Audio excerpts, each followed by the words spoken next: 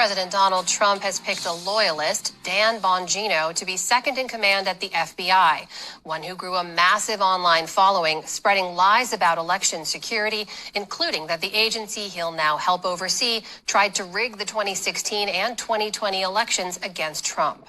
Lisa Desjardins is here with more. So, Lisa, there are some FBI officials who say that the deputy director position is more important than the director role because the deputy oversees the day-to-day operations of the agency. What does it mean that Dan Bongino, someone who's never served as an FBI agent, will occupy this role? Bongino is very well known in the MAGA world. He has this massive reach, millions of followers, but he also has repeatedly pushed misinformation on critical ideas. So when you talk about Bongino, you've got to talk about the podcasting audience where he pushed this idea that the 2020 election falsely was stolen. And specifically, he said, stolen by the FBI. He's often gone against the FBI, railed against it as being an agency that is political. And at one point, he called to disband it. Separately, he also spread misinformation about COVID.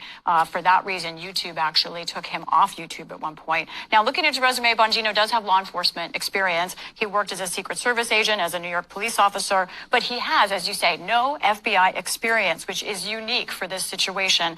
He is a Trump appointee who worked at Fox News. He will oversee that operation. 38,000 FBI agents right now. That's a lot of day-to-day operations to run. Critics are concerned, not just because of his lack of experience, but you talk to FBI agents like we did, Frank Montoya, they say his conspiracy theories, the pushing of that, and the loyalty, the way he's talked about Trump, hyperbolically disqualify him.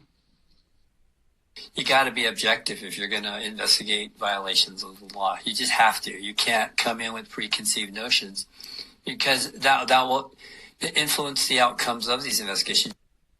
Now, this will be the least qualified, not just number two, but number one, with Kash Patel at the head of the FBI that the service has ever seen.